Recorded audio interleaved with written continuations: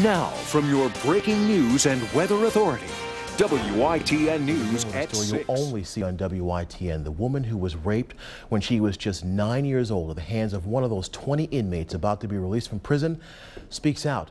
Recently, a North Carolina Supreme Court decision upheld a lower court decision of an old North Carolina 1974 law that says life in prison is only 80 years. The 9-year-old, now in her 40s, says she wants something done to stop these criminals from seeing the light of day. On Thursday, October 29th, about 20 inmates convicted of rape and murder and serving life sentences are scheduled to be released from prison, including this man, Stephen Wilson. The former Marine was 20 years old when he kidnapped and raped a 9-year-old girl back in the late 70s. The abduction happened in the Mitchell-Wooten section of Kinston in Lenoir County. Now in her 40s, a college graduate and a mother, the rape victim speaks out. If you saw him on the street today, what would you say to him? You know, as I reflect back and I get to really learn more the story about what happened to me and how it destroyed my family, my mother, my uncles, how it changed my childhood, how it basically destroyed my family. What would I say to him?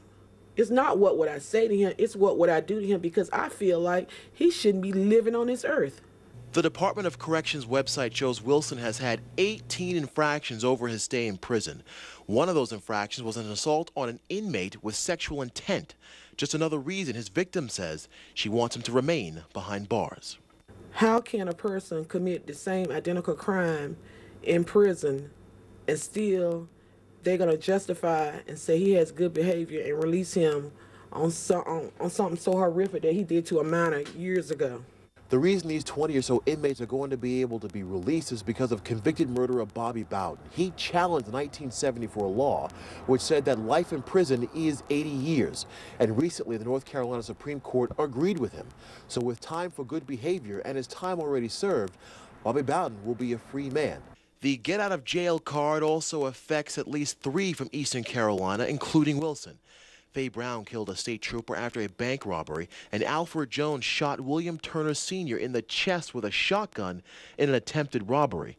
Turner died 3 weeks later. I was in court, and my mother was sitting there, and I had to, relive everything. And now the victim says, as she did when she was 9, she must relive everything once again. The victim says she plans to call Governor Perdue's office to see if there's anything that can be done to stop her attacker. Texting while driving law takes effect on December 1st. Highway Patrol Zamora says he hopes that the $100 fine will help get the message out that doing this while driving is extremely dangerous. It entered through this wall right here, and then little 12-year-old Terry was doing what many 12-year-olds do. They're laying down watching television, and this is the area where he was shot right in the leg. The water here at times was a little treacherous. Let me show you something. At certain points, the water didn't seem deep, but watch as my tire begins to disappear, and I had to move the camera quick. The intersection over in Williamston is the last place that Trooper Davis would be seen alive. His son tells us his father was responding to a vehicle that had been easing through the red light. Trooper Davis had no idea the 3 people inside that vehicle had just robbed a bank.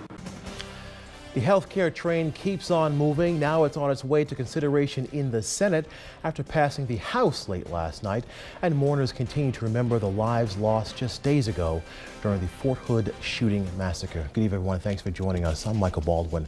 We're going to hear how some people in our area feel about healthcare reform in just a moment. But first, President Obama today thanked the U.S. House of Representatives for passing a healthcare reform bill, and he's urging the Senate to do the same. But one key lawmaker is threatening to stop the bill dead in its tracks if it includes the public option. Brian Moore has a story. Thanks for joining us. I'm Michael Baldwin. A 75-year-old woman out of the East is lucky to be alive after being carjacked by a man who jumped into her vehicle and pointed a gun in her face. She would hatch her own daring escape to get out of his clutches by jumping out of her car. Okay. Violet Bartley is cooking things up at her home now, but on Friday she was pretty hot as a black male in his 20s in dark clothes and a do-rag followed her as she left this Chinese food restaurant off Highway 64 in Plymouth. He said, "Ma'am," and I thought they were going to ask me something. He said, "Ma'am, move over," and I looked and he had a gun, pointed at me. If you thought Violet was scared and backed down, you'd have another thing coming. I looked him dead in the eyes when I told him, "What do you think you're doing?" As she moved over in the car with the gun in her face, she thought of doing something daring. And I thought, I believe I could take both hands and just grab him by the wrist and turn that gun right to him. But that thought soon left me. I thought that would not be the right thing to do. Instead, she handed the carjacker the keys and plotted her escape. As soon as he put the car in drive, she opened the passenger door, and the 75-year-old daredevil jumped out of a moving car.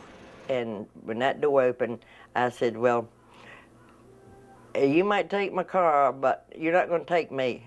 Since the carjacker has her keys, Violet is taking no chances as she gets new locks for her house. She says the carjacking won't stop her from eating at the Chinese food restaurant she was at, but the experience will live on for a lifetime.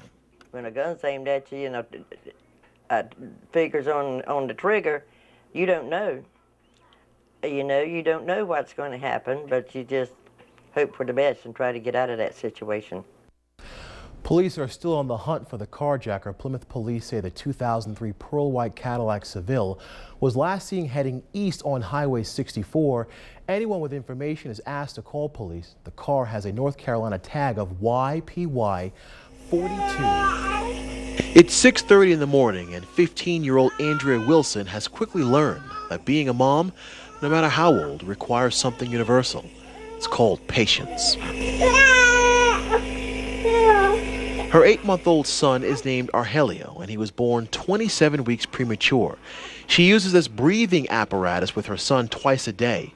She says Arhelio's lungs are getting congested. Yeah, she's had it hard. He had surgery the day he turned 4 months for a blockage in his small intestine, so.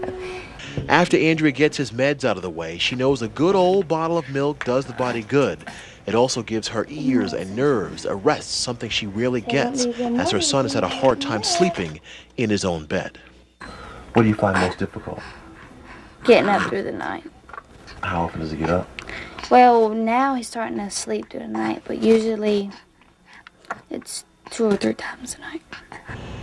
The only free time Andrea gets to be a kid herself, she is 15, is when she's heading to school. That's about the only time she's not a mom. So how did we get to this point? We put that question to Andrea's mother, Tammy, by the way. She was a 15-year-old mom herself.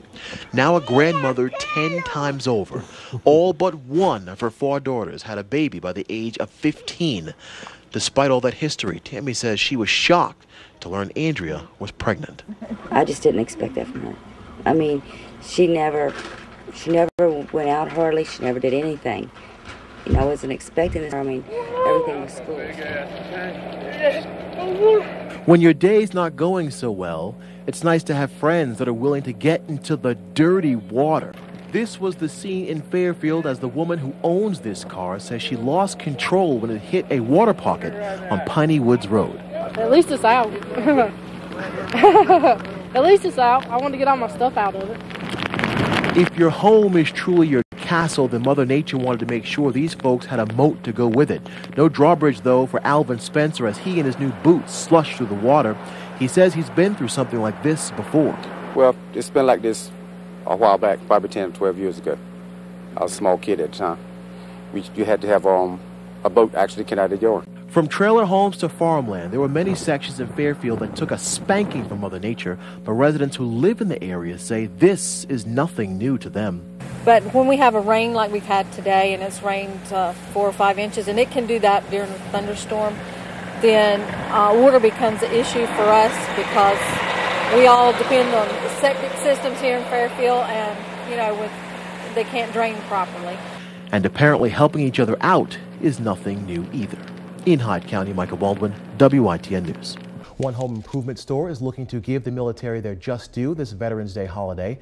Lowe's home improvement stores are offering a 10% discount to military personnel and retirees.